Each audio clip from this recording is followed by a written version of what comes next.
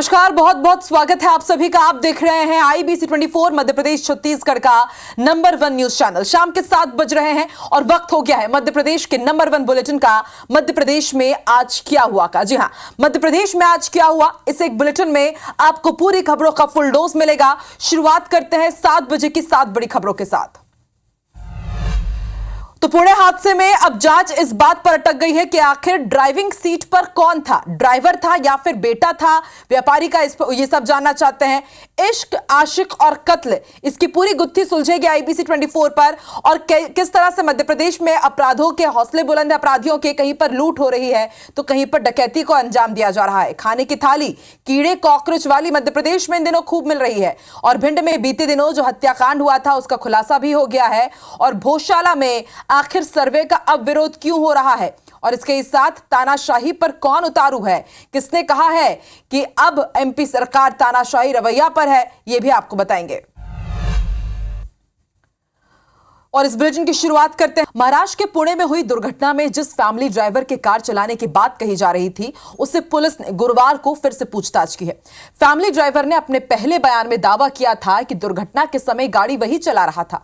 वहीं अब मामले में शामिल आरोपी नाबालिग के दादा सुरेंद्र अग्रवाल ने भी दावा किया है कि घटना के वक्त कार उनका फैमिली ड्राइवर ही चला रहा था। देखिए रिपोर्ट।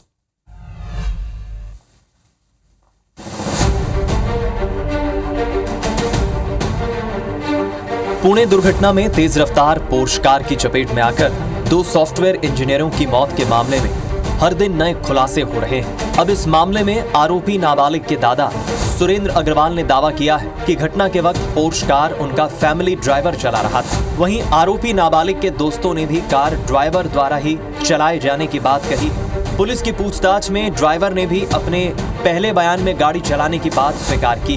वहीं पुलिस की गिरफ्त में मौजूद आरोपी के पिता विशाल अग्रवाल ने भी पुलिस को कहा था कि गाड़ी उसका बेटा नहीं बल्कि हमारा फैमिली ड्राइवर चला रहा था। लेकिन पुलिस इस बात को मानने को तैयार नहीं है। पुलिस कमिश्नर का कहना है कि हमारी अब तक की तहकीकात में नाबालिग आरोपी के द्वारा ही कार चलाए जाने की बात सामने आई है। इसके लिए क्रोनोलॉजिकली जो एविडेंस जरूरी थे वो एविडेंस इकट्ठा किए गए हैं। उदाहरण के तौर पे जब वो घर से निकला था उसके घर के सिक्योरिटी गार्ड के पास की जो रजिस्टर है उसमें पहली एंट्री है कि ये लड़का, ये आरोपी ये गाड़ी लेके निकला है। इस प्रकार के CCTV फुटेजेस और अलग अलग एविडेंस, टेक्निकल एविडेंस के तौर पे हमने हमारी निश्चित हुई है कि ये गाड़ी ये जुवेनाइल एक्यूज चला रहा था।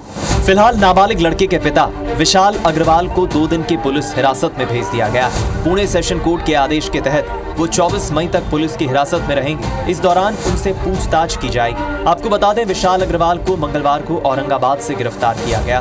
गिरफ्तारी से पहले विशाल ने पुलिस को चकमा देने की पूरी कोशिश की थी। विशाल अग्रवाल अपने खिलाफ FIR दर्ज होने के बाद पुणे से फरार हो गए थे। पुलिस को चकमा देने के लिए उनके घर से 3 कारें निकली थी। एक कार को वो खुद ड्राइव कर रहे थे, बची 2 कारों को उनके ड्राइवर चला रहे थे। वो अपनी कार से मुंबई के लिए निकले, जबकि एक ड्राइवर गोवा तो दूसरा कोल्हापुर की ओर निकल गया। इसके बाद उन्होंने अपना मोबाइल स्विच ऑफ भी कर लिया।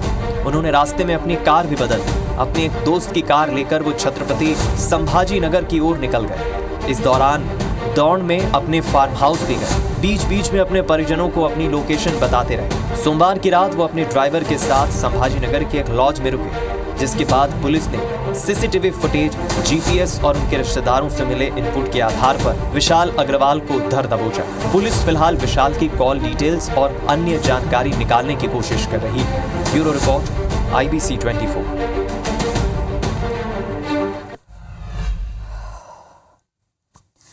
बॉलीवुड फिल्म पति पत्नी और वो तो आपको याद ही होगी। एक खुशहाल दंपति के जीवन के बीच कोई तीसरा आ जाता है और परिवार की खुशियों को आग लगा देता है।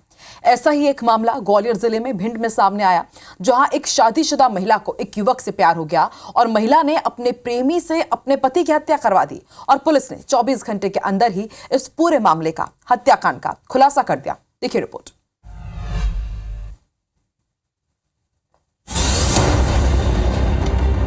चिरोल महगांव रोड पर सड़क किनारे बुधवार सुबह 35 वर्षीय पंकज भदौरिया की ससुराल से लौटते समय चाकू मारकर हत्या कर दी गई। मृतक के ससुर की फरियाद पर अज्ञात आरोपियों के विरुद्ध मऊ थाने में हत्या का अपराध दर्ज किया गया है। थाना प्रभारी संतोष यादव ने बताया कि मृतक की पत्नी ने अपने प्रेमी आयुष परिहार के दबाव में अपने पति की हत्या की साजिश रची थी। पुलिस ने तीनों आरोपियों प्रभा, आयुष और भानु पवैया को गिरफ्तार कर न्यायालय भेज दिया है। बताया जा रहा है कि प्रभा सिंह की पहले शादी हो चुकी थी, ये उसकी दूसरी शादी थी। साथ ही मृतक पंकज भदौरिया की भी ये दूसरी शादी थी। साइबर पुलिस की मदद से पत्नी के मोबाइल की कॉल डिटेल निकाली गई और उसके बाद पूछताछ में हत्या का खुलासा हुआ। और अब आपको बताते हैं मध्य प्रदेश में बदमाश कितने बेखौफ हो गए हैं। दो तस्वीरें आप देखिए, समझिए। खरगोन में हथियारबंद बदमाशों ने मकान में डकैती की है। करीब 9 लाख के सोने चांदी के जेवर और 70,000 रुपए लेकर ये फरार हो गए। मेनगांव थाना पुलिस अब इस सीसीटीवी फुटेज के आधार पर आरोपियों की तलाश कर रही है। दूसरी तस्वीर अलीराजपुर की है। यहां जोबट थाना क्षेत्र में हथियारबंद बदमाशों ने दिन दहाड़े सराफा दुकान में लूट की। बदमाशों ने करीब 5 किलो चांदी के आभूषण लूटे। विरोध करने पर व्यापारी की पत्नी पर हमला कर दिया। अब व्यापारियों में आक्रोश है। जोबट नगर में आज व्यापारी सड़क पर उतरे और दूसरे व्यापारियों से उन्होंने दुकानें बंद करने की अपील की।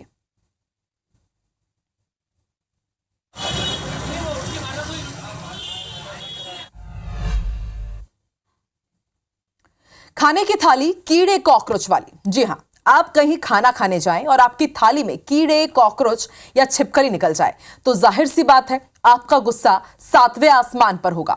भोपाल में ऐसी ही 2 घटनाएं सामने आई। दोनों ही मामले में अब तक कोई कार्रवाई नहीं हुई है। रिपोर्ट देखिए।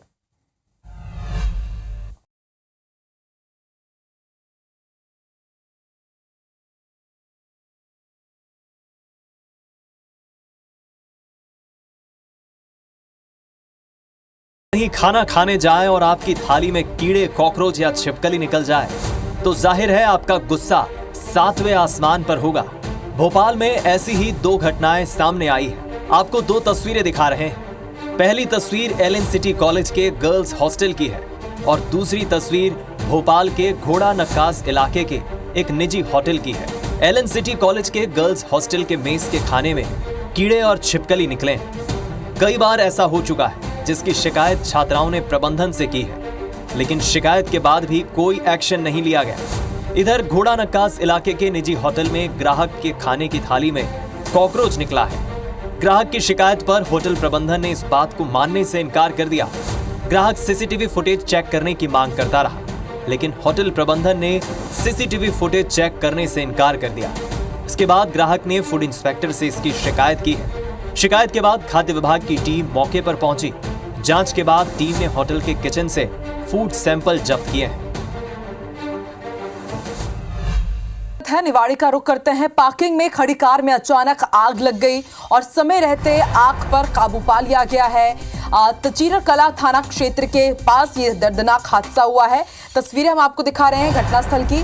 कार में आग लग गई। आप देखिए, पार्किंग में कार खड़ी हुई थी और तभी इसमें अचानक आग लग गई और समय रहते आग पर काबू पा लिया गया, वरना पार्किंग में जो दूसरी कार खड़ी हुई थी वो भी इसकी जद में आ जाती।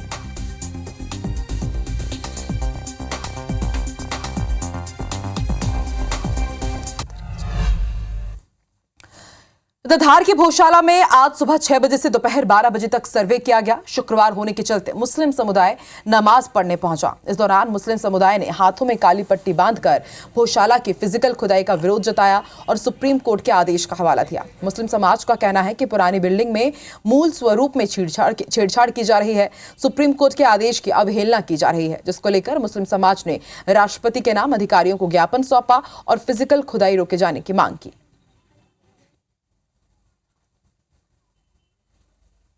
हमने माननीय राष्ट्रपति महोदय से मांग की है कि यहाँ पर जो सुप्रीम कोर्ट का आदेश है उसका पालन करवाया जाए और जिलाधीश महोदय को भी ज्ञापन दे चुके हैं हम पहले, और अभी भी उनके नाम हमने ज्ञापन दिया है। उच्चतम न्यायालय का जो आदेश है उसका पालन करवाया जाए।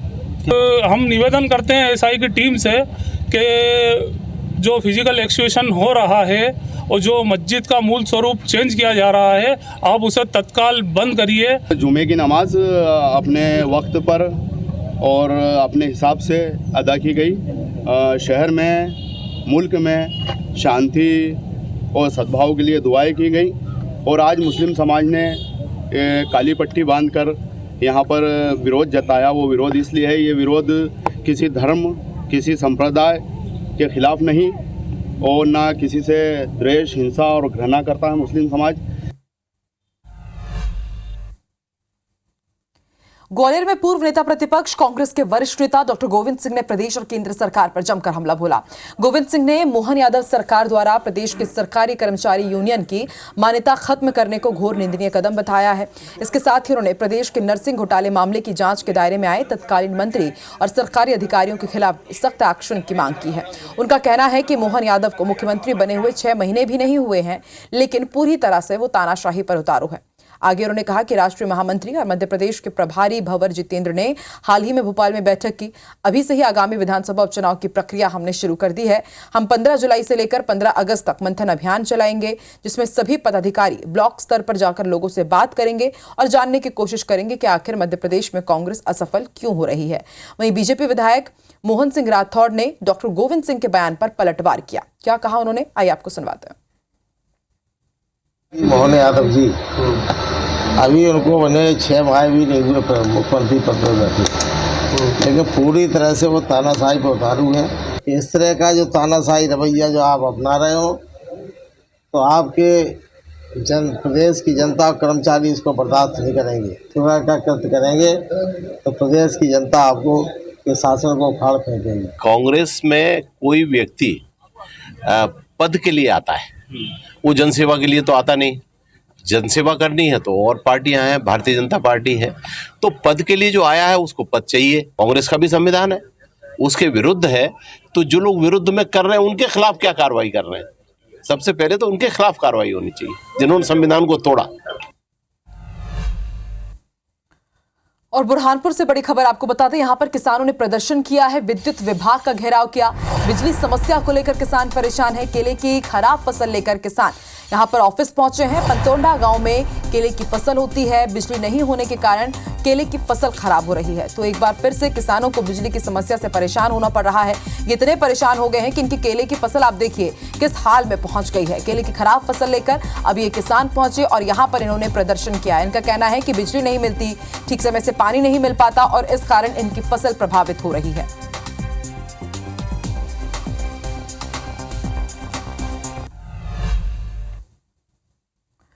इधर छतरपुर के पाठापुर के ग्रामीणों को पानी के लिए कड़ी मशक्कत करना पड़ रहा है। छतरपुर जिला मुख्यालय से करीब 70 किलोमीटर दूर आदिवासी अंचल पाठापुर गांव के 100 से ज्यादा आदिवासी परिवार जल संकट से जूझ रहे हैं। गांव में पानी नहीं होने के कारण ग्रामीण पन्ना टाइगर रिजर्व के जंगल में पहाड़ी के नीचे उतरते हैं और फिर प्राकृतिक स्रोतों से पानी लेते हैं। मामले में ग्रामीणों का कहना है कि पानी भरने में ही उनका पूरा दिन चला जाता है। पानी की वजह से मजदूरी और घर के दूसरे कामों में उन्हें दिक्कत होती है। ग्रामीणों ने इसके लिए कई बार अधिकारियों से शिकायत की है, लेकिन अब तक कहीं पर कोई सुनवाई नहीं हुई। किसान ने ट्यूबवेल कर दिया था, उस कारण हमारे योजना के बोर में पानी कम हो गया था। तो उसके बाद हम लोग के विभाग से ट्यूबवेल भी किया गया, पर दुर्भाग्यवश उसमें उतना पानी नहीं मिल पाया अपन को। पर क्या हुआ कि अभी उसका बोर का अधिग्रहण जब से किया है पंचायत विभाग द्वारा, उसके बाद पानी उस अपने योजना की ट्यूबवेल में पानी पर्याप्त आ गया है और अब 15-20 दिन से अच्छे से सप्लाई भी हो रही है और ग्रामीणों को सुचारू रूप से पेयजल प्रदाय किया जा रहा है। इधर जबलपुर के रानी दुर्गावती विश्वविद्यालय में छात्रों को जैविक खेती के गुर सिखाने के लिए हर्बल गार्डन बनाने का प्रोजेक्ट बनाया गया था, लेकिन हर्बल गार्डन की योजना फाइलों में ही कैद हो गई। वहीं इस हर्बल गार्डन का भूमि पूजन उच्च शिक्षा मंत्री में रहते हुए वर्तमान मुख्यमंत्री डॉक्टर मोहन यादव ने किया था, लेकिन 2 साल पहले भूमि पूजन होने के बाद भी हर्बल गार्डन धरातल पर मूर्त रूप अब तक नहीं ले पाया है। यही वजह है कि रानी दुर्गावती विश्वविद्यालय में पढ़ने वाले छात्र हर्बल गार्डन प्रोजेक्ट का आज भी इंतजार कर रहे हैं। दरअसल आरडीवीवी प्रशासन ने MPCST यानी कि Madhya Pradesh council of science and technology के सहयोग से नक्षत्र वाटिका की तर्ज पर हर्बल गार्डन बनाने की योजना बनाई थी। हर्बल गार्डन बनाने के पीछे कई उद्देश्य थे कि छात्रों को औषधीय पौधों की जानकारी मिलेगी, लेकिन अब तक ये गार्डन बन ही नहीं पाया। ये MPCST के सहयोग से विश्वविद्यालय में एक औषधि उद्यान बनाने का हमारा प्रस्ताव था, जिसमें हमें MPCST से एक मौद्रिक सहायता भी प्राप्त हो चुकी है। शीघ्र ही हम उसमें मार्किंग कर ली गई है, उसका एक नक्शा भी अप्रूव करा लिया गया। शीघ्र ही वहाँ पे औषधि उद्यान का निर्माण करा लिया जाएगा। और मध्य प्रदेश की इस खास बुलेटिन में फिलहाल इतना ही। आगे देखिए छत्तीसगढ़ी भाषा में नंबर 1 बुलेटिन हमर बानी हमर गोठ श्रवण तंबोली के साथ। नमस्कार।